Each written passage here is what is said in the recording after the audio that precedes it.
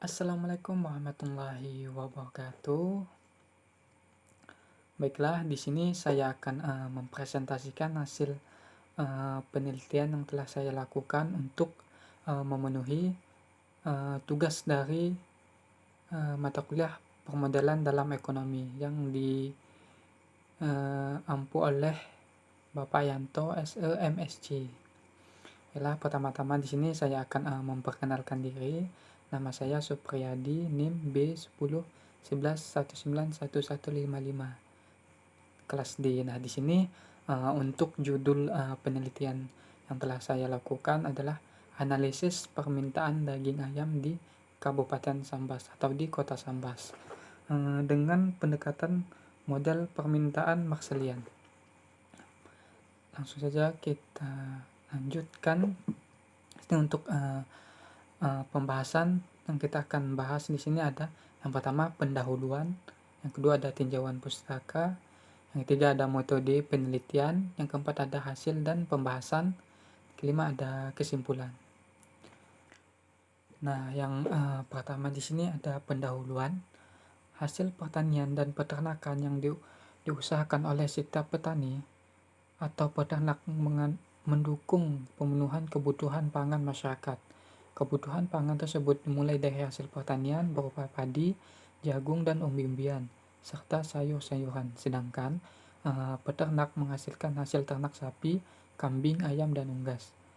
Permintaan akan bahan makanan tidak akan pernah ada habisnya, bahkan akan terus meningkat seiring peningkatan jumlah penduduk. Peternakan sebagai salah satu sektor yang terus dikembangkan adalah peternakan ayam broiler atau ayam daging. Pengembangan peternakan ini adalah untuk pemenuhan kebutuhan akan daging ayam pada masyarakat. Produk peternakan yang mengandung protein yang tinggi berkaitan erat dengan daya beli konsumen. Produk peternakan seperti telur dan daging sapi serta daging ayam adalah produk peternakan paling banyak diminta oleh masyarakat untuk dikonsumsi. Permintaan akan daging ayam yang tinggi karena banyak diminati tidak hanya rumah tangga, akan tetapi banyak usaha produk makanan berbahan ayam yang meminta. Tinggi permintaan daging ayam juga dikarenakan kemudahan dalam proses pengolahan menjadi makanan siap jadi di rumah maupun di tempat usaha makanan ayam tersebut, karena daging ayam memiliki harga yang terjangkau bila dibandingkan dengan daging sapi, kerbau maupun kambing, sehingga hal ini juga akan berdampak baik bagi pengusahanya yang memiliki kesempatan untuk meningkatkan pendapatan dan memiliki kesempatan untuk meningkatkan perekonomian. Nah, untuk Kabupaten Sambas sebagai salah satu daerah yang memiliki penduduk yang padat dan berdasarkan data pada Badan Pusat Statistik Kabupaten Sambas tahun 2019 sebanyak 52.538 jiwa. Jumlah tersebut secara umum mengalami peningkatan setiap tahun, dan hal ini akan berdampak positif pada permintaan akan daging. Permintaan akan daging yang ayam yang akan meningkat seiring peningkatannya jumlah penduduk, serta diiringi dengan pendidikan masyarakat yang semakin tinggi, serta meningkatnya perekonomian terutama pendapatan juga akan berdampak pada permintaan daging ayam. Oleh karena itu, maka dapat diprediksi kebutuhan permintaan daging ayam di Kabupaten Sambas harus dibarengi dengan ketersediaan daging ayam. Perlunya ketersediaan daging ayam adalah untuk menjaga keterpenuhannya kebutuhan konsumen yang berasal dari daging ayam dengan meningkatkan terhadap daging ayam di masa mendatang, sehingga permintaan akan daging ayam secara umum dipengaruhi oleh jumlah penduduk, harga dari daging ayam, serta tingkat pendapatan penduduk. Harga dari produk daging ayam yang dapat dijangkau oleh masyarakat akan menjadi pilihan sementara bila masyarakat mengalami peningkatan pendapatan, maka ada kalanya permintaan akan berubah terhadap produk daging sapi, dan demikian apabila harga daging ayam meningkat, dapat pula beralih pada produk pengganti seperti ikan dan telur. Permintaan daging ayam juga akibat adanya peningkatan jumlah penduduk. Permintaan daging ayam yang dilakukan oleh masyarakat Kabupaten Sambas atau Kota Sambas bahkan berkaitan dengan pemenuhan kebutuhan akan lauk pauk serta kebutuhan makanan tambahan.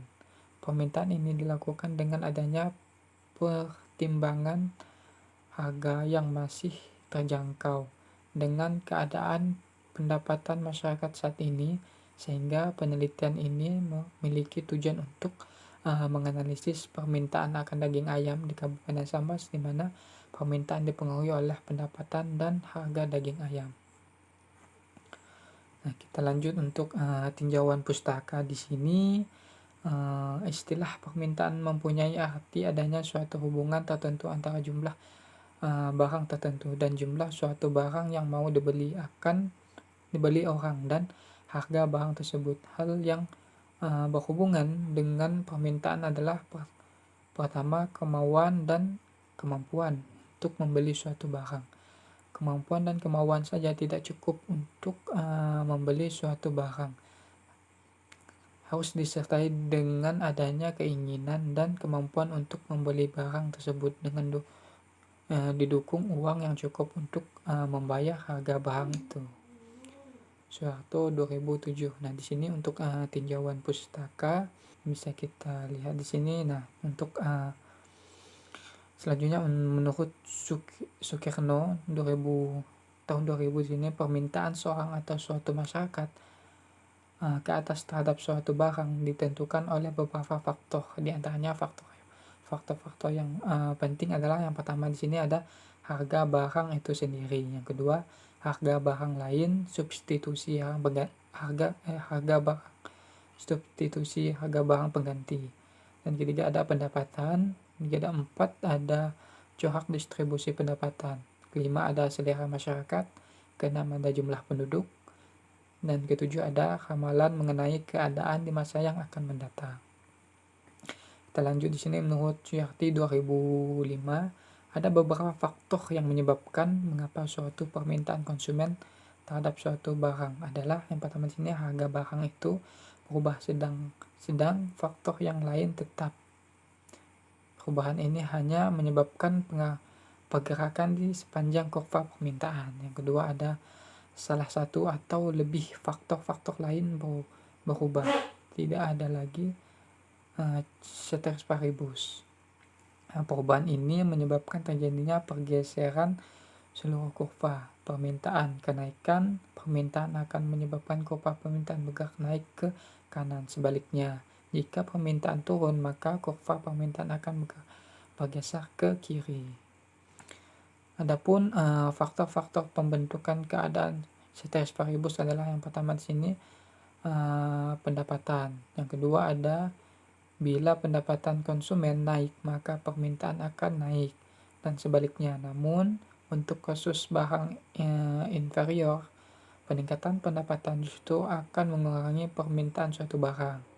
Yang ketiga, jumlah konsumen di pasar. Yang keempat, peningkatan konsumen akan peningkatan permintaan suatu barang di pasar. Yang kelima, selera atau preferensi konsumen. Keenam, ada bila selera konsumen terhadap suatu barang naik, maka kurva permintaan akan bergeser ke kanan, yang berarti di setiap tingkat harga konsumen akan menambah konsumsinya.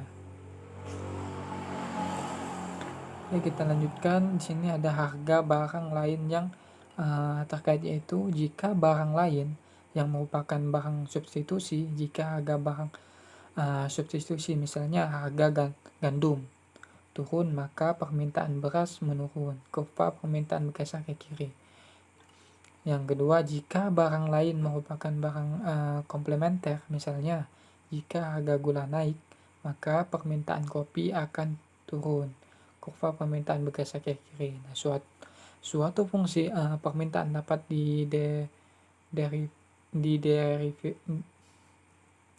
Suatu permintaan dapat diderifikasi atau fungsi daya guna atau dari fungsi pengeluaran. Fungsi permintaan yang diderivasi dari fungsi utility disebut dengan fungsi permintaan Marshallian. Fungsi permintaan Marshallian demand function pertama kali dikenalkan oleh ekonom Inggris yang bernama Alfred Marshall pada tahun 1890.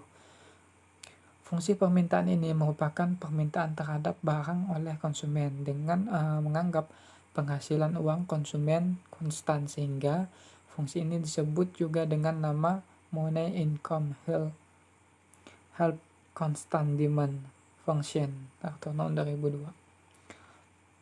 Nah, selanjutnya di sini ada metode penelitian. Nah, untuk ruang lingkup penelitian ini termasuk ke dalam kajian ilmu ekonomi mikro dengan variabel pendapatan dan harga daging ayam serta permintaan daging ayam Analisis permasalahan yang akan digunakan adalah teknik analisis deskriptif yang berkaitan dengan permintaan daging ayam yang dipengaruhi oleh pendapatan dan harga.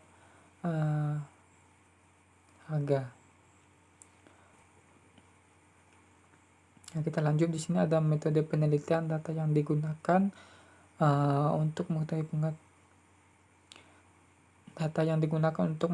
pengaruh pendapatan dan harga terhadap permintaan menggunakan model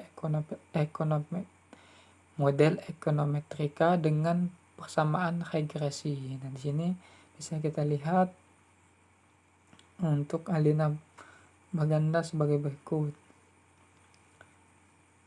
Oke, kita lihat di sini. Kita lanjutkan. Selanjutnya setelah dilakukan uji T, yaitu pengujian ini dilakukan untuk mengetahui seberapa jauh pengaruh variabel bebas secara parsial individual menerangkan variasi variabel dependen, dan uji F yaitu pengujian ini dilakukan untuk mengetahui seberapa jauh pengaruh variabel bebas secara simultan bersama-sama. Menerapkan variasi variabel dependen secara koefisien determinasi R2 digunakan untuk mengukur seberapa jauh kemampuan variabel bebas dan dalam menerangkan variabel terikat. Koefisien determinasi berkisar antara 0 sampai dengan 1, di mana semakin tinggi R2 mendekati 1 berarti variabel bebas terdapat pengaruh yang signifikan dari variabel bebas, memberikan hampir semua informasi yang dibutuhkan untuk memprediksi variabel terikat, dan apabila R2 sama dengan 0 menunjukkan variabel bebas secara keseluruhan tidak dapat menjelaskan variabel terikat. Dan langsung saja kita masuk ke hasil ataupun pembahasan di sini. Nah, untuk responden pada penelitian ini merupakan masyarakat dari 5 kecamatan, dan kepada 100 orang responden telah diberikan kuesioner serta telah diperoleh jawaban. Berdasarkan tabel 1 memperlihatkan bahwa dari 100 responden terdapat 54 responden adalah perempuan. Hal ini dikarenakan pada saat melakukan pembelian yang dominan adalah perempuan. Berdasarkan tingkat umur, yang dominan adalah responden dengan umur 20-40 tahun. Hal ini dikarenakan umur tersebut lebih banyak ditemukan melakukan permintaan terhadap daging ayam. Sementara tingkat pendidikan yang dominan menjadi responden adalah dengan tingkat pendidikan SMA. Hal ini dikarenakan di kota Sambas masih dominan pendidikan sampai dengan tingkat SMA. Selanjutnya, berdasarkan pekerjaan yang dominan adalah karyawan serta jumlah tanggungan dalam keluarga responden adalah lebih dari 6 orang. Nah, untuk tabel 1 di sini bisa kita lihat untuk jenis kelamin, dan ada jumlah di sini. Bisa kita lihat untuk datanya ini hasil penelitian diolah pada tahun 2020. Nah, kita lanjutkan untuk penjelasannya ini. Penjelasannya di sini, hasil penelitian berdasarkan penyebaran angket juga diketahui tingkat pendapatan responden penelitian interval sebesar 1 juta sampai dengan 2 juta sebanyak 26 orang atau dengan persentase sebesar 26%. Selanjutnya, tingkat pendapatan setiap bulan 2 juta sampai dengan 3 juta sebanyak 54 orang atau dengan persentase sebesar 54%. Selanjutnya, tingkat pendapatan setiap bulan lebih dari 3 juta sebanyak 20 orang atau dengan persentase sebesar 2%. Pada saat melakukan pembelian daging ayam, menurut responden, harga yang mereka peroleh terdapat variasi seperti harga daging ayam per kilogram mulai dari 18.000 sampai dengan 21.000. Hasil dari angket dapat diketahui bahwa responden yang membeli daging ayam per kilogram Rp 18.000 sebanyak 35 orang atau dengan persentase sebesar 35%. Kemudian harga daging ayam per kilogram sebesar Rp 19.000 sebanyak 49 orang responden atau dengan persentase 49%. Harga daging ayam per kilogram sebesar 20.000 sebanyak 14 orang responden atau dengan persentase sebesar 14%. Serta harga daging ayam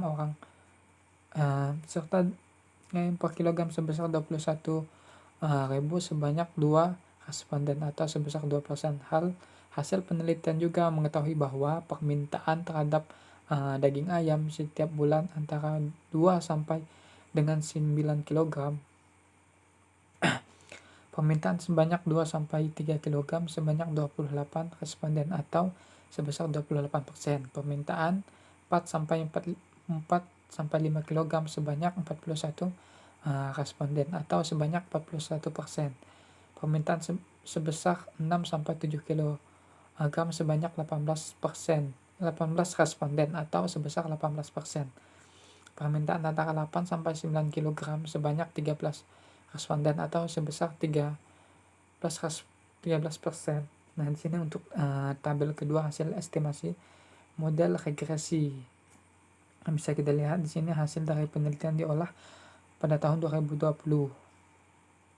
Nah, hasil persamaan regresi linear Y sama dengan 32,13720 plus 0,00003x1 minus 0,00002x2 dapat dijelaskan. Konstanta sebesar 32,13720 dapat dinyatakan. Permintaan daging ayam sebesar 32,13120.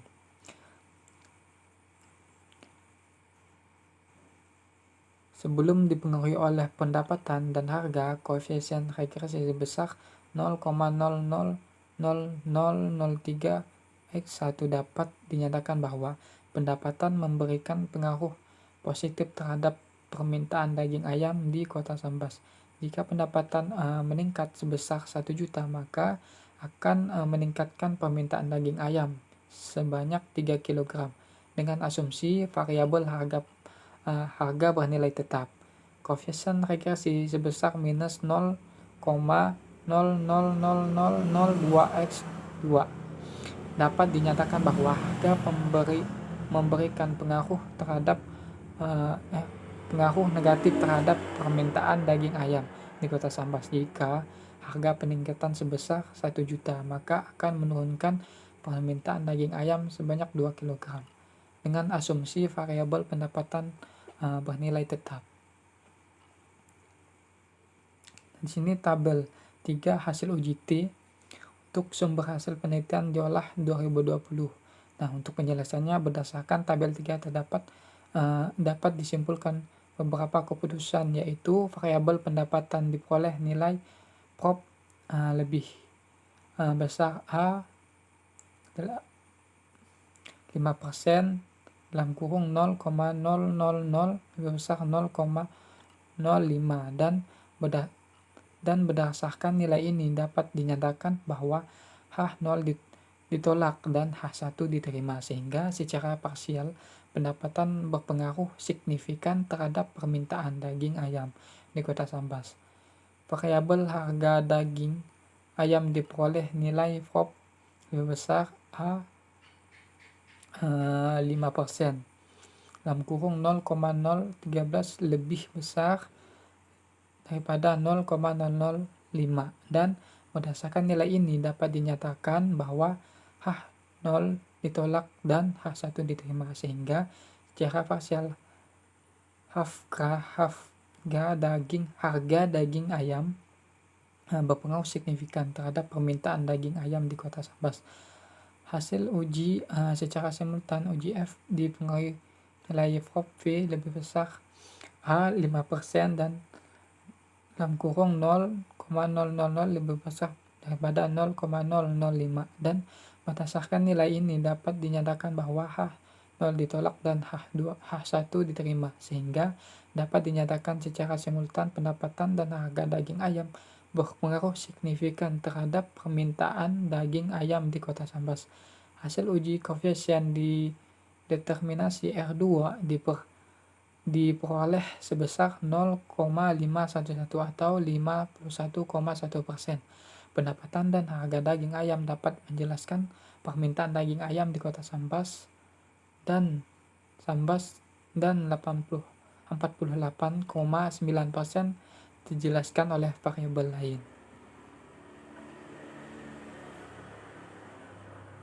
Nah, untuk hasil analisis persamaan regresi linear dan hasil uji statistik uji T diketahui bahwa pendapatan berpengaruh positif dan signifikan terhadap permintaan daging ayam di Kota Sambas.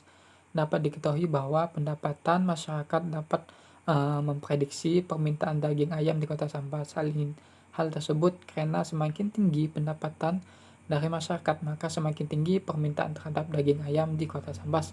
Tingginya pendapatan mengindikasikan bahwa terjadi perbaikan ekonomi dalam keluarga, sehingga kebutuhan dapat dipenuhi dengan baik. Nah, terjadi peningkatan pendapatan juga akan memberikan dampak yang baik terhadap permintaan dan akan daging ayam di Kota Sambas. Selain itu, daging ayam menjadi pilihan konsumen karena dengan pendapatan yang tidak terlalu tinggi, sekalipun masih dapat memperoleh atau membeli daging ayam. Hasil persamaan regresi dan hasil uji T untuk variabel harga diketahui bahwa harga berpengaruh negatif dan signifikan terhadap permintaan daging ayam di Kota Sambas. Permintaan daging ayam apabila terjadi peningkatan harga, maka akan terjadi penurunan permintaan daging ayam. Hal tersebut karena semakin tinggi harga dari daging ayam di Kota Sambas akan memberikan dampak negatif terhadap permintaan daging ayam, serta akan berdampak pada pengurangan permintaan masyarakat terhadap daging ayam di Kota Sambas, serta masyarakat akan mencari alternatif produk lain untuk menggantikan produksi daging ayam. Nah, yang terakhir di sini kelima penutup atau kesimpulan dari hasil penelitian yang telah saya lakukan, yaitu yang bisa kita peroleh di sini dari hasil penelitian adalah pendapatan berpengaruh positif dan signifikan terhadap permintaan daging ayam di Kota Sambas, sementara harga daging ayam berpengaruh negatif dan signifikan terhadap permintaan daging ayam di Kota Sambas. Hal ini dikarenakan semakin tinggi harga daging ayam akan menurunkan permintaan dan masyarakat akan mencari produk pengganti. Mungkin sekian presentasi yang bisa saya sampaikan, kurang lebihnya saya mohon maaf, saya akhiri. Wabillahi taufiq wal hidayah. Wassalamualaikum warahmatullahi wabarakatuh.